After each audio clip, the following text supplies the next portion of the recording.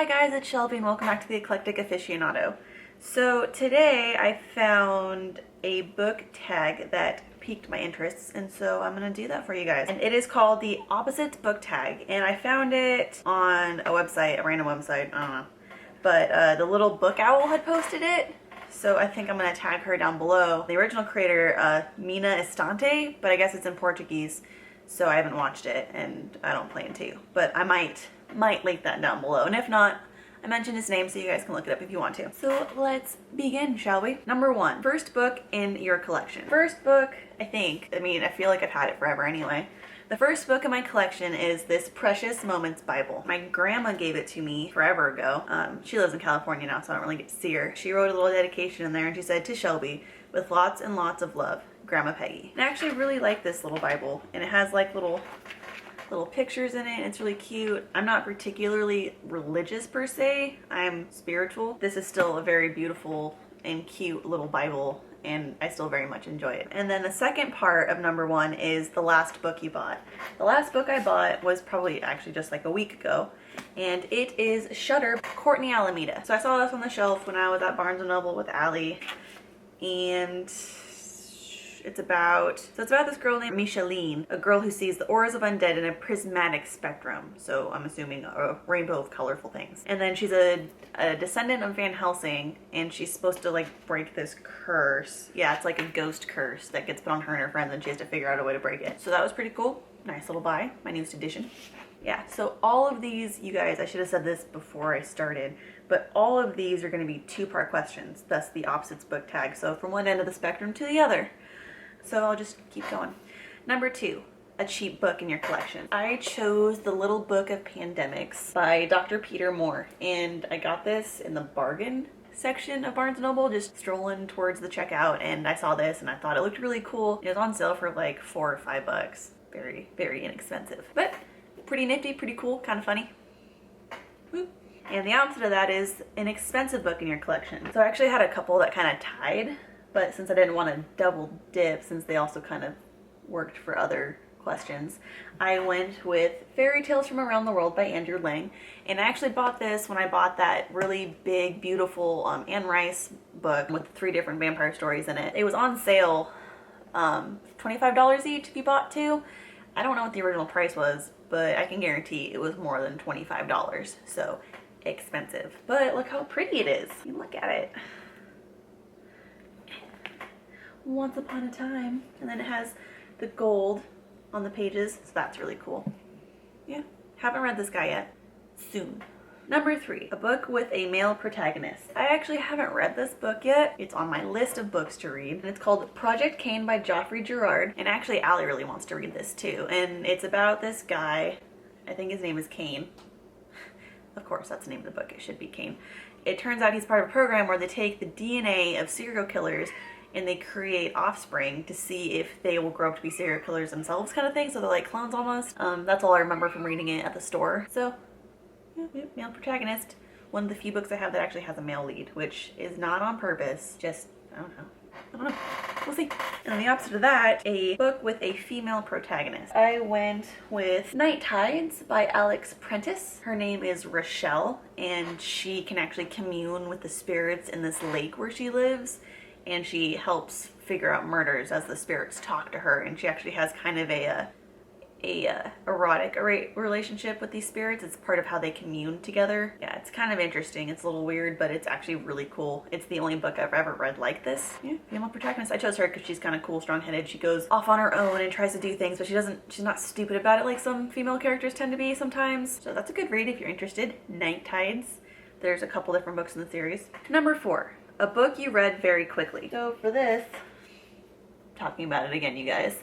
Mark of the Demon by Diana Rowland. This series. Even though she can be irritating, this series, you guys. Like, I started reading this book, I thought I got it like, oh, this is cool. And then I sat down and I read it, I think in one sitting, if I remember right. Maybe I had a break for dinner or something. Devoured it. And every other book after it, except maybe one of them, I've devoured in 1 or 2 days. Super fast. The second part of number 4 is a book that took you a very long time to read. I chose A Brave New World by Aldous Huxley. It took me a long time to read because it wasn't just kind of an easy recreational read, you know, young adult novel or a fantasy novel where I can just kind of blow through it. This book is full of double meanings and hidden messages and secret agendas, and it's trying to give you a message, and you have to really think about what it's trying to tell you. So I wanted to read it and digest it slowly, and so I forced myself to take my time on it. And actually there were parts where I had to go slow, but actually it's a very good book. Yeah, that's a book I took my time enjoying and devouring and trying to read. Number 5, a pretty cover. I went with A Northern Light by Jennifer Donnelly. I don't know, I just think it's really pretty. You have this girl, no makeup, just kind of doing her thing. And then you have a scene of a lake with some branches, and it's all very foggy looking and very soft and gentle. And I don't know, it's very, very pretty to me. I really like it. And I actually read this book back in middle school, and then I found it at the bookstore within the last couple of years, and I rebought it to reread because I remember it having a really big impact on me and being just really cool. Second part, number 5, an ugly cover. So I couldn't really choose one that was like, oh my god, this is just totally horridly ugly. But I don't really like this one, so I'm just gonna go with it, and it's Dune by Frank Herbert. I actually haven't read this. I think this might have actually been borrowed from somebody, but we're no longer in contact, so I guess it's just gonna stay with me now. And I just don't like it. It's just plain, it's boring, it doesn't do anything for me. If I didn't know anything about Dune, nothing about it, had never heard of it or the hype, and I picked this up, I wouldn't buy it because it's not interesting at all. Number 6, a national book. Okay, so I wasn't really sure about this question. I don't know. Bear with me, you guys. It's early in the morning, but it's late for me. I'm a little tired, so I just kind of chose something that's very nationally regarded for us. And for that, I went with The Great Gatsby by F. Scott Fitzgerald. I mean, everyone knows about it. It's very famous. It got made into a movie recently. Well, recently. So that's what I chose for that. Yeah, everyone knows about it. If you weren't forced to read it in high school, you've read it of your own leisure. Yeah. Then an international book in your collection. And so for this, I went with The Alchemist by Paulo Coelho. I don't remember the original language that he wrote it in, but he's from... We're gonna figure this out, you guys. Oh, real quick. Look at that. Oh my goodness. And there's the cover. Isn't that pretty? Look at that. Oh, yeah. Oh gosh, look at that. Look at it. So the original writing for this is Portuguese. Portuguese from Brazil, international, but it's world renowned. People around the world know about this book. It's a very highly translated book, and so are actually a lot of his books. Alchemist. Number 7, a thin book. So the thinnest book I own is More Scary Stories to Tell in the Dark by Alvin Schwartz, and I've had this since I was little. It's kind of like dying in places because I used to read it like a million times over. Look at it. This thing is like dying. And I used to read this to friends in elementary school and stuff because I was kind of a weirdo. And I remember these being kind of freaky. I was looking through this and I was remembering pictures, and I was like looking at pictures, and I mean, look at this.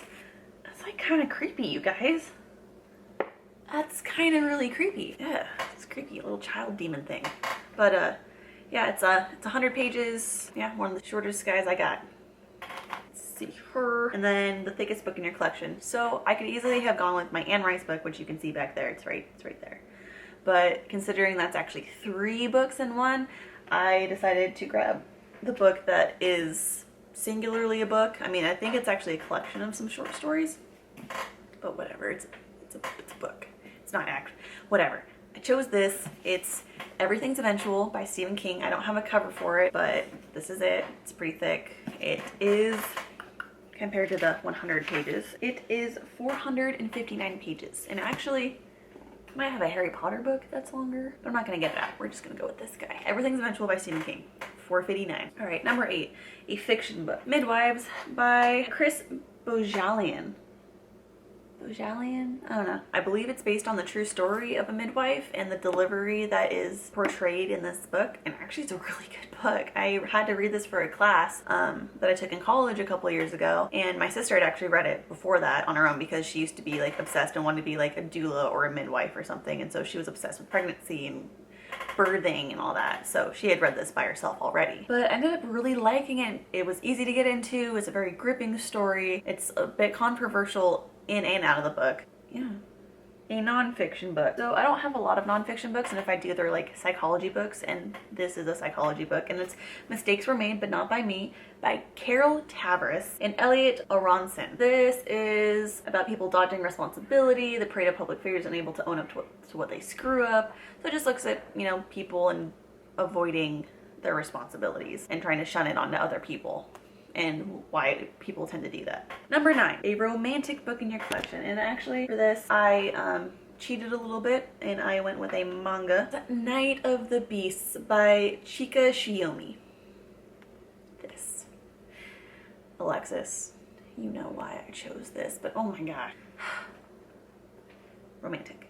The other part of that is a action book, and again, I cheated a little bit and I went with a graphic novel, the one I bought and talked about in one of my more recent videos, and that is Veil by Greg Rucka and Tony Bejzula. And it's a pretty violent book. There's a lot of like death and gore and a lot of crazy stuff because, I mean, you're dealing with a demon and psycho people and New York style things and thugs and whatnot. So very violent and graphic, thus the graphic novelness.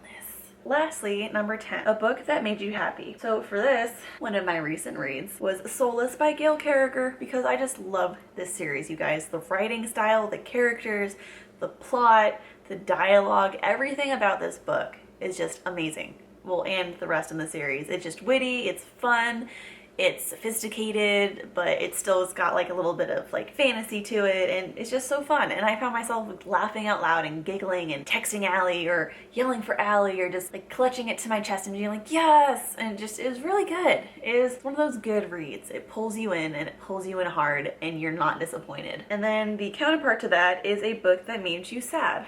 And for this, I haven't read it in a long time, but I chose The Island of the Blue Dolphins by Scott Odell. I remember it being really sad, and it just, there were so many parts of it that just tore my heart open, and I felt so sad for her. And I think I cried reading this book like more than a couple times, or at least teared up and just was so distraught that I took my time reading it and I was slow going through it. Really sad, you guys. So that is it for the Opposites book tag. I hope you guys enjoyed. Please rate, comment, and subscribe to my page if you would, please. If you guys have read any of these books or would like to discuss any of my choices, don't be afraid to do so down in the down bar in the comment section. Yeah, this is actually a really fun tag. So if you watch this and you're not tagged, and I'm really terrible at tagging, and you want to do this, then feel free to do it. If you've already done it, let me know and I will go watch your video, because I'd really like to see what everyone has chosen for all of these, because it actually, like, it was hard. I actually had to kind of think about it. Like, oh, what book do I want to choose for this? And oh, I'm not really sure. So it was a really nice, like, kind of a booktube mental stretch. So I will check you guys out in my next video. See you next time. Oh, I'm just gonna start over. That sucked. Precious Moments Bible. Said that wrong. Okay. Now where do I put my book? Where do I put you? Alright. Oh, that's right. I'm a dork, you guys. It's on my list of books to read.